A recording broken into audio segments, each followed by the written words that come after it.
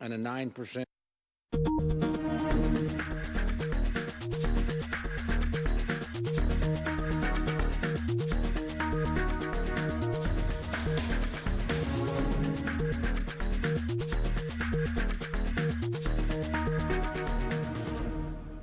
Hello and welcome to another edition of Shaka Extra Time. I am Paul Ndiho. Joining me on set is Shaka Sali himself, aka the Kabale Kid. Hello, Shaka. Hello, Paul. How are you? Usually terrific. You keep amazing me, Paul. I wouldn't mind really being a fly in your wardrobe. Because you seem to be having a factory of these incredibly gorgeous shirts. I told you I was launching my own collection, the Indiho collection, so be my guest, my friend. Well, one of these days we'll probably be talking about how the fact that you are having deep pockets doesn't really hurt you at all. Well, I beg to differ on that point, as me particularly having deep pockets. But before we do that, let's greet our followers on Facebook. Welcome to Shaka Extra Time, a show that comes to you every Tuesday. Today we are talking about a wide range of issues. This week seems to be a tsunami of news happening on the African continent. But before we go to the news, maybe let's start with an update on the Africa Cup of Nations currently underway. It's day number 5. Of the Africa Cup of Nations in Egypt. So we've had Group A. It looks like Egypt and Uganda leading that with 3 points each. You have Group B, Nigeria leads. Algeria and Senegal lead Group C. And Group D, Ivory Coast and Morocco. Group E, Mali seems to be leading. These are all teams that have won their first matches. Your thoughts, Shaka? What is interesting about that is that most of the teams you have mentioned are some of those that have actually been dominating the tournament. You're talking about groups from North Africa, groups from West Africa. But what is very rare here in that particular club is a country named Uganda. The last time I checked, from what I have seen, no team from East Africa has actually ended up winning it all. That honor has gone to North Africans, it has gone to West Africans, it has even gone to Southern Africans. But Shaka, the jury, one could argue that the jury is still out there. These guys still have chances to play. This is the first tournament, so they still have a couple rounds. They haven't reached the elimination round as we speak. It is very true, but if history is anything to go by, I remember when I was a very little kid, in Uganda on October 9th, 1962, when Uganda regained its political independence from Britain. Uganda invited who else? The Black Stars of Ghana to come and play at Nakivubo Stadium. I cannot believe what my eyes were looking at. You had this great team known as Black Stars of Ghana. They were not particularly very tall people. They were short and what have you. But boy, those are the best they at soccer. Incredibly gifted, incredibly talented. To be honest with you, Paul, any of those 12, 11 members of the team could have actually scored against Uganda. They scored to such an extent that sometimes they would actually take the ball to the Uganda goal and actually decide to take it back. Incredible. And you believe we are celebrating regaining our political independence from the British. Amazing, amazing. You talked about the East African countries not maybe showing impressive scores this time around. But there is something remarkable, the fact that at least you have almost 3 countries, major countries. You have Uganda, you have Kenya, you have Tanzania, including Burundi, playing at the Africa Cup of Nations. By any measure or standard, this is a remarkable achievement for these African countries, because we haven't seen some of these East African countries playing at that level. I think you're right.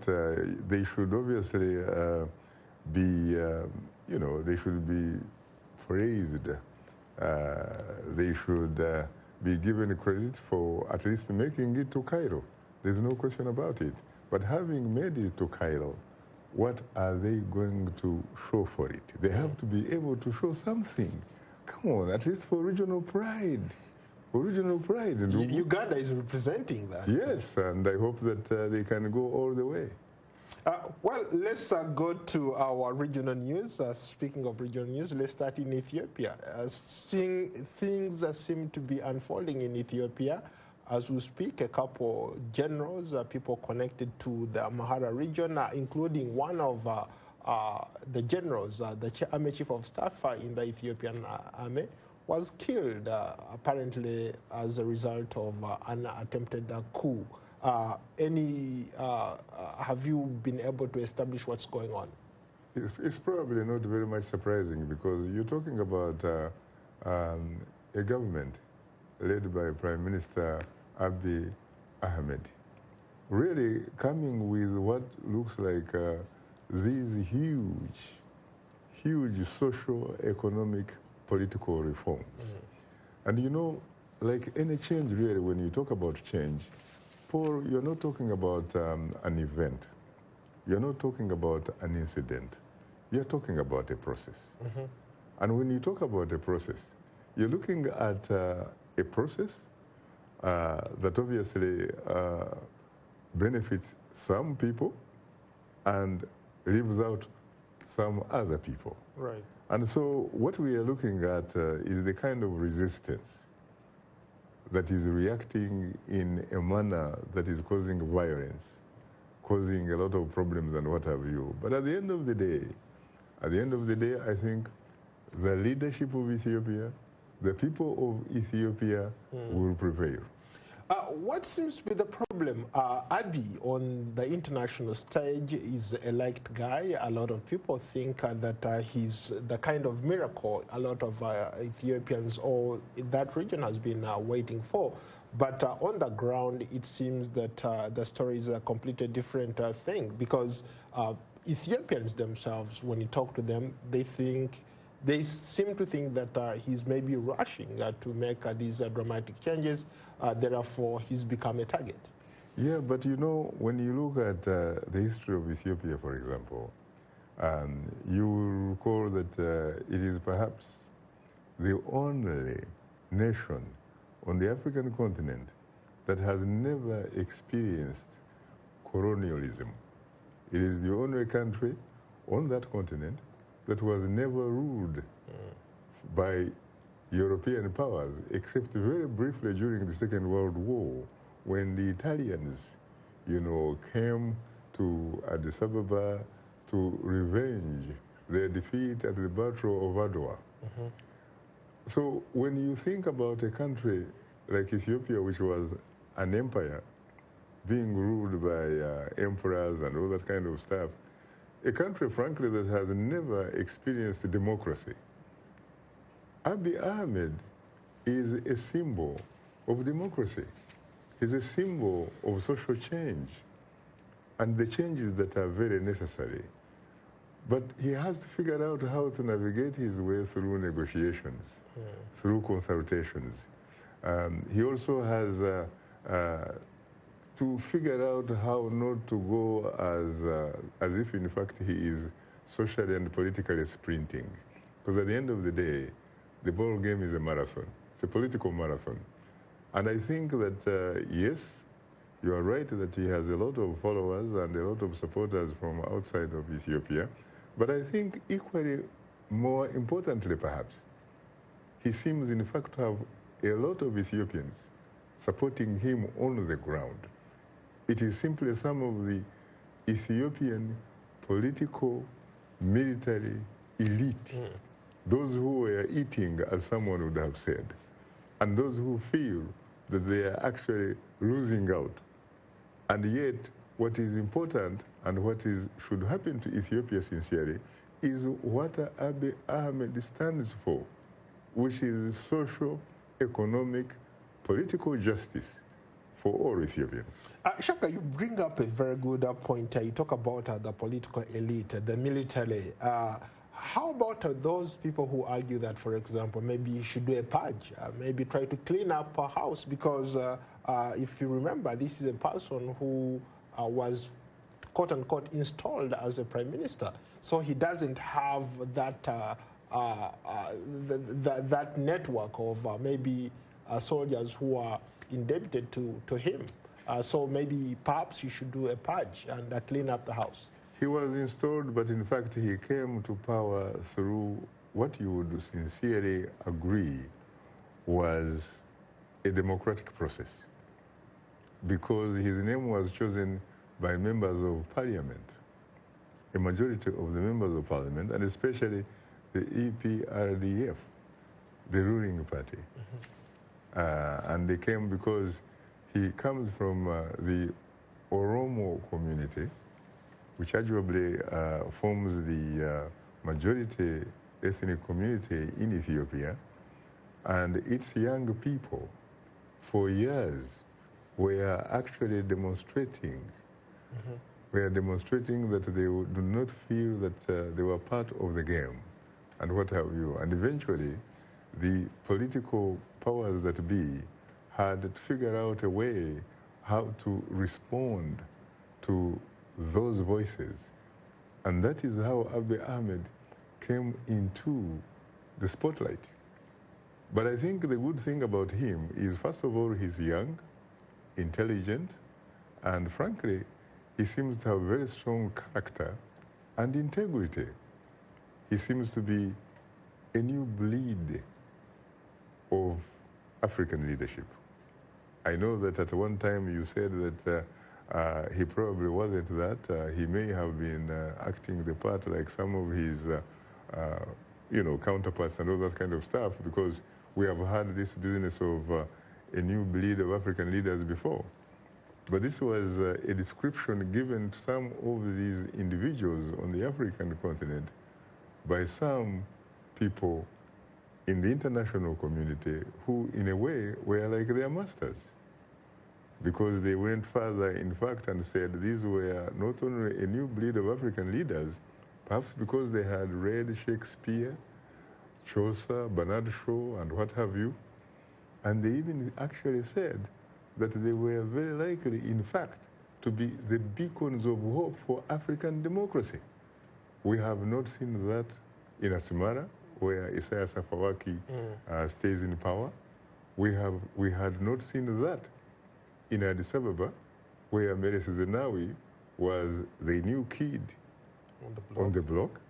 We have not seen that in Uganda, a beautiful country, an incredibly beautiful country that you and I come from, where, of course, President Yoweri Museveni remains in power since 1986. We have not seen that in Rwanda, where you had a President Pasteur Bizimungu, who became president after the genocide, and later he was replaced by President Major General Paul Kagame, retired but certainly not tired. We have not seen into that. In fact, they went to the extent of saying that there could even be something like that happening in Kinshasa, Democratic Republic of Congo, especially under Laurent Désiré Kabila. It never actually happened. I remember I was in the region when the then U.S. Secretary of State Madeleine Albright visited those countries that I've mentioned. Yeah. And was basically anointing them. In fact, I was on a state launch, Kampala, courtesy of Amama Mbabazi, who was then very, very powerful and helped me to get into the press conference and what have you. I will never forget one day when Madeleine Albright, standing next to Ugandan President Yoweri Museveni, praised Yoweri Museveni and what have you, and said, "You are the beacon of hope for African democracy." Shaka, if one was to rewrite that particular history that you talked about of the new breed of African leaders, would they, if I was to rewrite that history, I would pray not to use the word new breed of African leaders. I would use perhaps the word new dictators of African leadership. because all the leaders that you've talked about have, in a way, with the exception of Maris and Desele Kabila, who died, all the other leaders are still in port and they're still in charge of their countries. Would I be correct to say that they're perhaps not a new breed of African leaders, but a new generation of African dictators? Well, you obviously, like a lot of other people, are entitled to your opinion. You probably would not be very wrong, except that perhaps you could amend it by saying a new breed of African dictators. Let's go to a comment here. Going back to, you talked about young people rising up. We have a comment here from Ariel John Batt. Do you think pressure groups can cause change to the government, especially in light of these uprisings that we see taking shape on the continent? Oh, there's no question that that can happen. We have seen it happen, in fact, more recently in the Sudan. You're talking about the Sudanese Professional Association, for example, which mobilized young people, professionals, and what have you. And guess what? Field Marshal Omar al-Bashir is no longer in State House, Khartoum. There is someone else. And that someone else should actually be very, very careful and listen to the democratic voices of his compatriots. Because recently they mobilized about 1 million people, Paul, who basically marched in Khartoum, the capital, essentially in solidarity with democracy. And it's going to happen. It may not happen now, but you cannot prevent it because, frankly, when it comes to the issue of justice, it is like a river flowing. You may delay it to reach where it is going, it may detour and what have you, but at the end of the day, it will arrive. And democracy will happen because it is an equal opportunity employer. Let's maybe look at like the role of the African Union. A lot of people have, including myself here and other people, are critical of the role of the African Union, especially in light of what is happening on the continent, when it comes to supporting these long-time leaders. They are indifferent, or sometimes they just sit back. In some cases, they raise their voices or they try to suspend countries. But there are others who suggest that they're not doing enough. I can also tie that to a comment from Anthony Kutunga Matoka. How do we get the African Union to be proactive and move beyond that silent diplomacy? It's very interesting. If you read that name correctly, I seem to remember someone by the name Anthony Kutenga Matoka. And you can't believe it, if he is from Zambia, Lusaka. Paul, he was one of my roommates. Wow, interesting. When I was an undergraduate student in upstate New York, more specifically at the State University of New York, Albany campus. He was a great roommate of mine, and we keep in touch. As a matter of fact, the last time you and I were in the Zambian capital, Lusaka, we had a drink with him at the Radisson with his brother. He's a former Zambian diplomat. So he should probably be in a position to answer some aspect of the question that you asked, why the African Union is a little bit more diplomatic than, you know, the kind of institution, frankly, that delivers the goodies. I think part of the problem is that when you look at its structure, what it was put in place for, it was put in place not necessarily really to serve the people of Africa, but rather to serve the people who hold those important positions in Africa to somehow stay in their positions. Because, to be honest with you, it is like talking about an individual who has the teeth, but not having the ability to use those teeth to actually bite. And that could happen, especially with the changing demographics.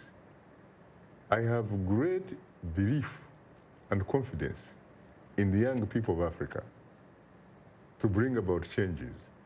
Because especially, first of all, they are very lucky in the sense that they are living in tandem with the social media, which gives them the kind of exposure, exposes them just like probably no any other generation before that.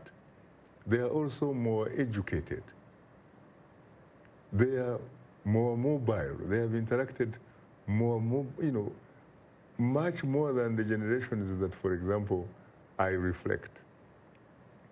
They are people who are used to debates and are comfortable with agreeing to disagree with one another without necessarily rushing for the AK-47, hoping that they can actually solve anything. Let's go to another follow-up. Let's go to one of your big fans here, Nambililwa Mwana Amina. Shaka, is tolerance possible in the era of following political trends on the African continent? Tolerance? Yeah, in terms of having a political dialogue where these leaders have refused to leave power and they can't even engage with the opposition, especially in what's happening in Sudan. Tolerance is obviously an option that you never throw out. It is like humility. Some people, for example, mistake humility for weakness. On the contrary, humility is very, very powerful. And eventually, essentially, it prevails. It delivers the goodies and all that kind of stuff. I think what is lacking in Africa for the most part is the spirit, for example, of social, political consciousness. And how does that come about? It comes about through some sort of civic education. Governments have the power. They have the ability, for example, to bring about that. But for the most part, a lot of African governments do not invest in that kind of situation. Perhaps because the guys who are in leadership positions do not think that the outcome would be favorable to their keeping the positions that they hold right now. But I think for the ordinary people, the moment they realize the kind of power they have, then they can obviously mobilize. And once they mobilize, they can also organize. One of the greatest sons that Africa or the African soil has yet gifted us was a Ghanaian by the name, the Osajefo, the Redeemer, Dr. Kwame Nkrumah, the kid from Nkroful. And I have had the opportunity to actually go to Nkroful and pay homage. It was a sort of pilgrimage. In fact, I went with his only daughter, Samia Nkrumah, who used to be a member of parliament. I went to Nkroful to pay homage, really a pilgrimage of sorts, just like the Muslims, for example, go to Mecca. For the reason that this man, when you think about it, I remember on March 6, 1957, when the then Gold Coast colony was regaining its political independence and became Ghana, reflecting one of the ancient, great African kingdoms. He challenged the people of Ghana and said the independence of Ghana would be meaningless unless it is linked with the total liberation of the rest of Africa. And he did not simply talk the talk for.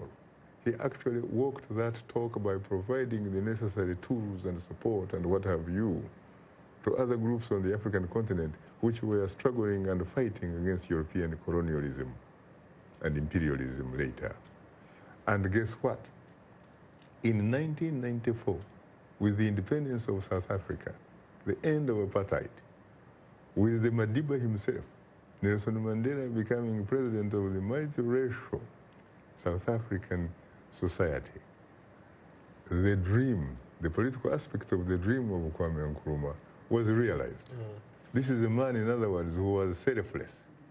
This is a man who said he was not an African because he was born in Africa, but in fact, he was an African because, according to him, Africa was born in him. So he had this big dream, and he made sure that the dream was realized. And the young people can take the ball a little bit further and help to remove all these superficial, artificial boundaries that make Africa become 54 independent member nations of the African Union, plus Western Sahara, which still is disputed by Morocco, to be 55, to actually become a major power, because it has everything that one needs to be the most powerful society on this planet Earth. Let me do a quick follow-up, maybe here with a comment. We visited this topic last week, but it seems to be coming back. The issue of having a doctorate, a PhD degree, whether it's a qualification in African politics. Let's go to a comment from Prince Mwamba. He says, is an academic doctorate a qualification in African politics, specifically the office of the president? Well, I have to say that on the contrary, I don't think that one needs to have a doctorate of philosophy in order to qualify and become president of a country. The PhD is good in the sense that it is a major research degree. So it obviously helps you to access the necessary tools that you may need in order to analyze a situation so that you can get, resolutions or solutions and all that kind of stuff. What one needs really, first and foremost, is integrity. The other is character. And also to be socially, politically aware and conscious of who your people are, your society, its needs, and how to consult them before you make decisions that affect them. Very briefly, talk about what's going on tomorrow on Straight Talk Africa. Tomorrow it is very interesting because it is a very, very open topic in the sense that we are in fact looking at the politics of political transitions in Africa, especially where you do have some people who have lived and served their countries long. We're talking about a man like Theodore Obiang Basongo of Equatorial Guinea, who has been president since 1979. He basically treats his country like personal property, like a farm. One of his sons, in fact, is vice president. And arguably one of the richest people on the planet. And yet, he obviously does not work for that kind of riches, that kind of wealth. He simply takes away from the people. You have a country that is so rich that, in fact, when you think about the things that are important in life, they should just be rights, not... Unfortunately, Shaka, I have to cut you off. We are running out of rights, time. Rights, not privileges, but unfortunately, that hasn't changed. It must change. We'll see that. Excuse me. Thank you so much for being a great guest. I'll see you on another edition of Shaka Extra Time. Thank you. You're most welcome.